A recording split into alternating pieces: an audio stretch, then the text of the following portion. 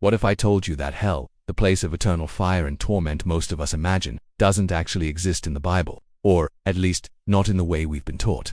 For centuries, the idea of never-ending punishment has been a powerful tool, a spiritual club used to keep people in line. But what if this belief is actually an invention, a distortion of a much deeper message? Today, we are going to deconstruct the most terrifying doctrine in the Christian faith and unearth the truth behind the original words. Get ready to question everything you thought you knew. The story we were taught is simple and terrifying. If you are good or believe the right things, you go to heaven. If you are bad or don't, you go to hell. It's a binary system, a choice of eternal life or death, with a place full of demons and everlasting flames waiting for the losers. But when we look at the oldest texts, the ones our translators and theologians used, the picture gets blurry. Let's start with the basics. The Old Testament. Did you know the word hell doesn't appear even once? The term that is used is Sheol, and what is Sheol? It's simply the grave, the place where everyone goes, righteous and unrighteous after death. It's not a place of punishment, but the dwelling of the dead, a place without consciousness, pain, or joy. It's a concept more like the universal grave or the afterlife than a torture chamber.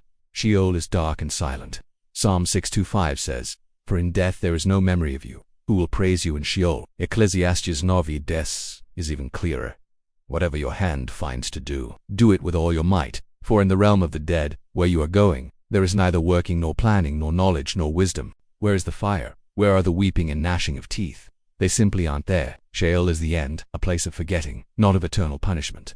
The idea of post-mortem punishment simply was not part of early Jewish theology. Rewards and punishments were in this life, not the next. Blessing came in the form of land, children, and prosperity. Punishment was defeat, drought, and loss. The concept of hell as we know it is a later addition, imported from other cultures. Now, what about the New Testament? This is where things get complicated and bad translations do their work. Jesus and the apostles use three words that are often translated as hell. They are Hades, Gehenna, and Tartarus. Let's examine them one by one. Hades is the Greek word for Sheol, the same idea, the dwelling of the dead. In some parables, it is described in more detail, as in the parable of the rich man and Lazarus. But even here, Hades is not a place of eternal punishment. It is a waiting place, and the rich man asks for relief from torment, not for forgiveness for eternal punishment. Tartarus is used only once in the second letter of Peter and refers to a place where fallen angels were imprisoned. It's not for humans. The word that generates the most controversy is Gehenna. This is the word Jesus uses most often when talking about punishment. And here's the twist. Gehenna was not a mystical place or a metaphor. It was a real place. A valley south of Jerusalem, known as the Valley of Hinnom. In ancient times, it was a place where child sacrifices were performed. Later, it became the city dump, a place where garbage and the bodies of animals and even criminals were thrown and burned. The fire was real. The stench was real. The worms were real. Why would Jesus use a junkyard as a metaphor for punishment? Gehenna was the worst of humiliations. It was to be discarded, burned, and forgotten. Gehenna was not eternal punishment. It was complete destruction. It was the antithesis of life, of resurrection. For Jesus' audience, Gehenna was the symbol of the final judgment, the annihilation of the wicked, not an eternal punishment. If Jesus was talking about complete and final destruction, why did the church interpret it as eternal torment? This is where outside influences come in. In the intertestamental period and the Roman era, early Judaism and Christianity encountered Greek and Roman ideas about life after death, such as Hades and Tartarus. Philosophers like Plato spoke of eternal punishment for the wicked.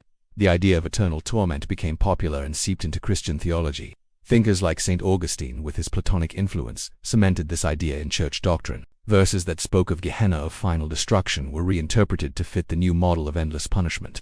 It went from the annihilation of the wicked to their eternal torment, from a message of definitive consequences to a tool of fear. Modern hell becomes a tool of control. What better way to ensure obedience than to threaten with a punishment that never ends? Faith ceases to be an act of love and trust in a just God and becomes a transaction of fear. Believe or burn. Jesus' message of grace and forgiveness is overshadowed by a constant threat. The narrative becomes about escaping punishment, not about loving God and neighbor. Let's be honest. Hell, as a place of eternal torment, is not only theologically inconsistent with the original texts, but it also presents us with a morally questionable God, a God who punishes humans for eternity for finite sins. The original message of the Bible was not about a burning hell. It was about the consequences. It was about life and death, about the choice of life, which is obedience, or death, which is disobedience. It was not about eternal punishment, but about the destruction, the annihilation for those who persistently reject life. The punishment is the result of choice, not divine revenge. Gehenna was the symbol of a wicked life that results in nothing, in being thrown away like garbage. A life that is the antithesis of eternal life. If hell does not exist as a place of eternal torment, if instead we have the promise of annihilation for the wicked? What does this mean for our faith? It means we don't have to serve God out of fear, but out of love. It means that love and justice are not incompatible.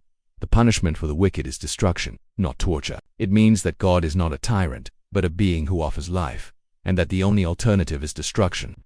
How does this change the way you see God, your faith, humanity? The narrative of hell has been a pillar of theology for centuries.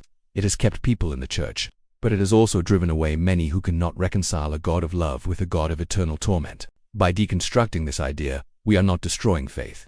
We are freeing it from a burden, from an idea that is not biblical. The truth often is more liberating than what we have been told. The truth, the one in the original text, presents us with a God who offers eternal life and final annihilation, not eternal torment. The decision and its consequences are ours. The choice has always been between life and destruction. So, what have you heard today that has made you question your own faith? Do you find a God who annihilates the wicked more just, or one who tortures them for all eternity? How does this new perspective change the way you live and understand the scriptures? Let me know in the comments. If this video has made you think, subscribe to join our community of free thinkers and share this video with someone who needs to hear this. Together, we will continue to unearth the truths that have been hidden from us.